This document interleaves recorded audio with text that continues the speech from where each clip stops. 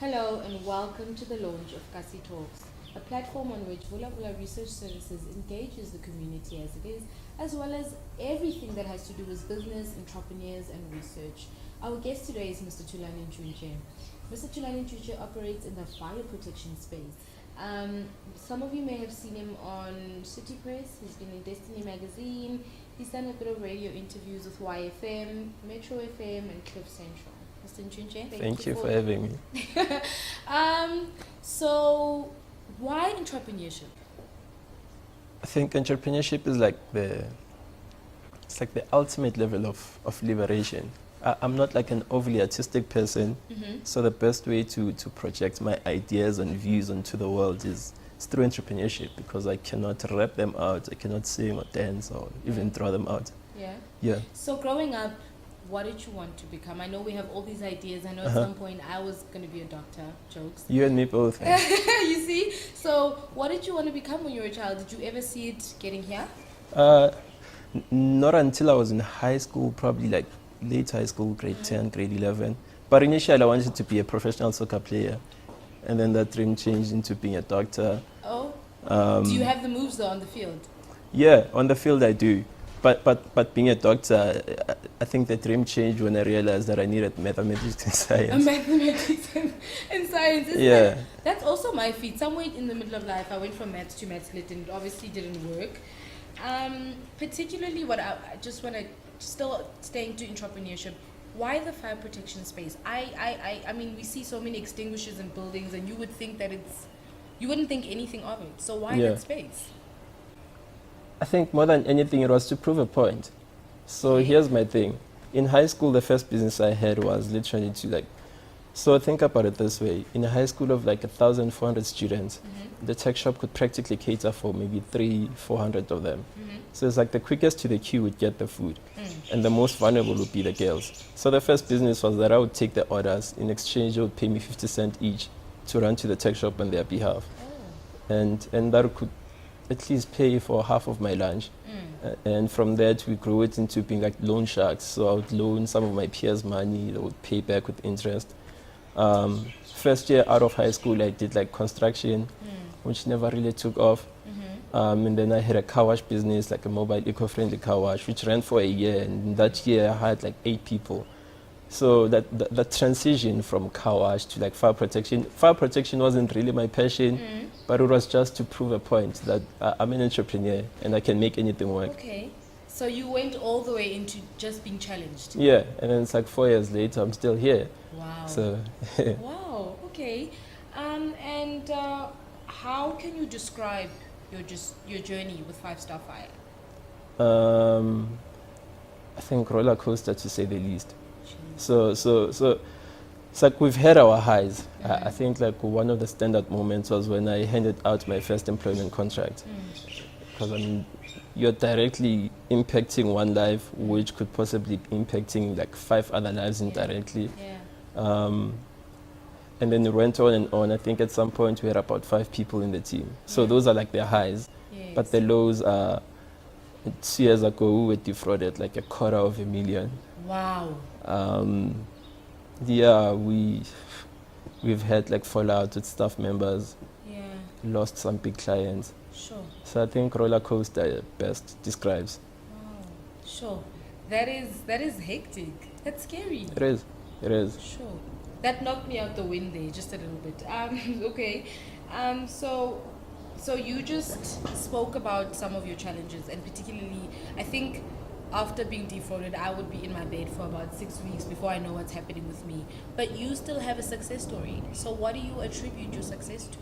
After everything, after the highs, the lows, the proving a point, what can you say, this is why 5-Star Fire is successful? So here's the thing, I've always kept my eyes on the prize. So it's like begin with the end in mind. So we're like 4 years into a 15-year dream of building the biggest fire protection company in SA. Okay. That's like the ultimate goal. And with that, there's a lot of lives that will be changed. I mean, we're giving jobs, like this. So the prize is that. And then every time we're faced with a challenge, it's like we weigh that challenge versus the prize. And each time I was asking myself, like, is this challenge worthy of me giving up on the prize? The answer has always been no. Yeah. Okay. So if I hear you correctly,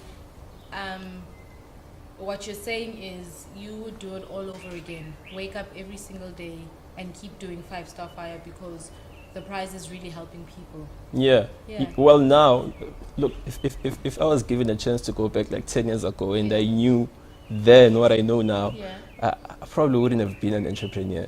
Really? Yeah, but once you get into it, it becomes so addictive. Like now, like I mean, okay, so would you then have stuck it out and been a doctor?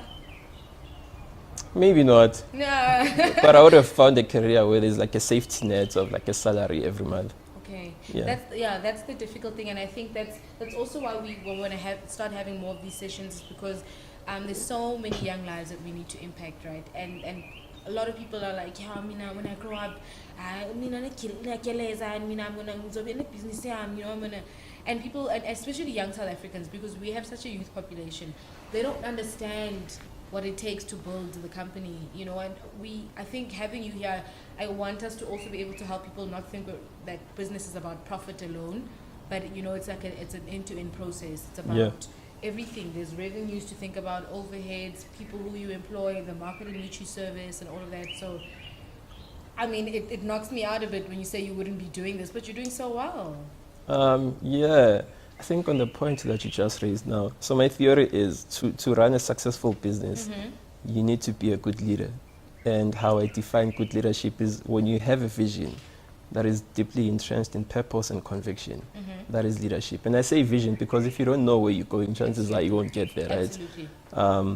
And purpose because if you're only doing it for money, then you're missing the point. Thank you. And conviction because like you have to genuinely believe in it. You spoke about now profit, and a lot of people thinking that it's all about the profit. How do you then, in this case, measure business success? Business success. If it's not profit, then what then? How many lives have you changed? Okay. Look at that. Yeah. Okay. That's it. How many lives have you lives impacted? have you changed? Yeah, whether directly or indirectly. So before I die, I need to like impact like 1,000 lives directly. Okay. Whether it's like through education, through employment, but I have to impact at least 1,000 lives directly. Sure. And I think that will have like a ripple effect, which will like impact like 5,000 and 10,000, 100,000, and then millions. How are you keeping track of that? 'Cause that's a personal goal, right? Yeah. Aside from your business goals, that's a personal goal to say, as Thulani, there were people who were there to pull me up or tell me things that I wouldn't have known, about business or whatever coming up. So how do you measure that? I'm not even keeping count. You could have been over 1,000 already. Are you ready to die? Who's counting? Okay. But the point is, I mean, we just keep doing it as long as we can, right? If I've reached 1,000, I mean, and you supersede that, then even better, right? Yeah, but if I don't, I mean, Lord knows I tried. Yeah, but I'm not keeping count. Let's talk a bit about the challenges of the business space in South Africa. In 2018, you're young. I say young because I'm forever 21. But you're young, you're black, and you're breaking the glass ceiling. What keeps you motivated in current business South Africa? I think just so when you let's think economy, let's also think economy. Let's think. When you think like pre-democracy, the struggle was the struggle for democracy, right? So people like Steve Biko and Nelson Mandela, they went where there was no path and they left a trail. Post-democracy, the fight is for economic freedom. Yeah, and I feel like us as entrepreneurs, we need to be like the Steve because of this lifetime, go where there is no path and make sure we leave a trail. Okay. Yeah. Sure. So what you're saying is, despite the way in which formal sector economy is operating, you're still finding loopholes. It's not airtight. There is still something out there for everyone. There is. Okay. There is. Okay. I firmly believe that, by the way. I also sway on a lot of people. There's something out there for everyone. It's so frustrating because, again, why do we do this? Is that we want we're not only trying to raise numbers or raise motivation and then people switch it off and then they go to sleep and they forget.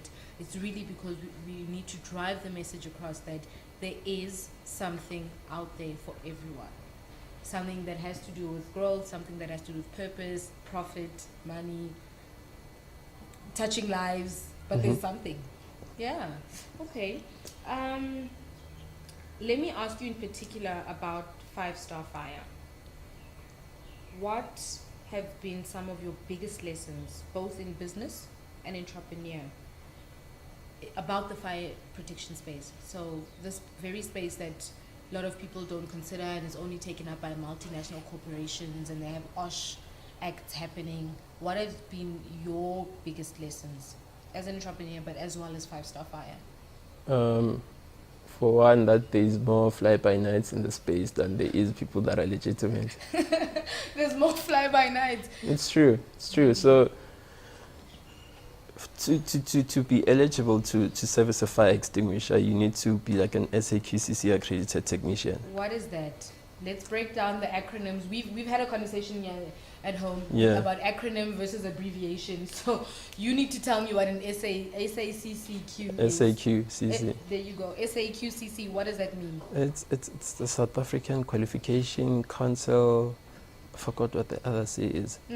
Yeah, but even with that, like there's like 1,003 when I last checked technicians that are eligible to do that in the entire SA. That's 9 provinces. That's obviously understaffed. Exactly. Okay. I think 1,003 can only cater for Joburg. That makes sense. Yeah. Yeah. And also that it's like a handful of players that are running the entire industry. Sure. It's like 4 big companies. Sure. It's white, African dominated. So you're obviously up against not key players, but what you know in the business world would consider evergreens, or people who feel like the space is theirs, and yeah. So how is that a lesson for 5-Star Fire? Given that you've mentioned that that's both a challenge and a lesson. It's white entrepreneur, multinational corporations. Here you are, a black entrepreneur, young, and you don't know the tricks of the trade, right? Yeah. How is that a lesson for the company? So I think more than anything, it forces you to be very smart about how you use your resources. Forces you to be very innovative. So one way we use to crack into like the big guys is we partner with a company that was like 25 years old when we were starting out. Yeah. They would come in as a front. It's like, we are X company, we have this reputation that precedes us, but we would be the one that delivers the work. Got it. And from there to build our profile. Okay. And from now on, I mean, we knock on doors of these multinationals now, and we have a reputation that precedes us from the profile we built using this other company's reputation. That's really cool, because what you're saying is it's important for a business to be incubated. And I'm asking, I mean, you can't always refute it if you don't feel like... Okay. So do you feel like business, if it's starting up, do you feel like it should be incubated? Yeah, totally. Okay. I think like incubation, the mentorship is totally necessary, but also, I mean, be very careful about who's incubating you, right? Also, when you're getting mentorship, you need to understand exactly what it is that you're looking for. Yeah. So a lot of people think now that I have you as a mentor, now I can take off the foot from the pedal because now all the work will be done. Okay. When in actual fact, when you get the mentor, I think that's when the real work begins. I think just be clear about what exactly it is that you need. I don't think everyone needs to be incubated. If you think you do need to be incubated, just understand what your needs are. And if you can get them from an incubator, then yeah, why not? Okay. Okay. What advice would you give to young aspiring entrepreneurs now that we just spoke about incubation? And I know you don't want to speak advice. I know you want to give advice, but if ever there was advice you had to give, I mean, you can crunch it into like a sentence, because we just said every business is different, their needs are different. Identify the space you want to operate in. Do you need a mentor? Don't you need a... But what advice would you give from your stripes? So you know, like 7 years ago, I read this book. What's the name of the book? Title is The Best Advice I Ever Got. By? Siamapok. That's nice. We like black authors. Yeah. We like everything black. We like everything black. And everything in that book was about advice. Like some of the CEOs of multinationals, like board members, directors, the works. It's like first chapter is best advice you ever got, best advice you can give to the youth. Everything in the book is about advice. So I visited the book again like 2-3 months back.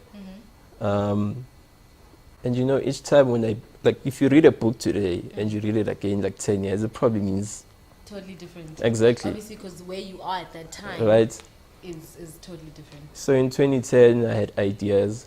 In 2018, I'm running a business.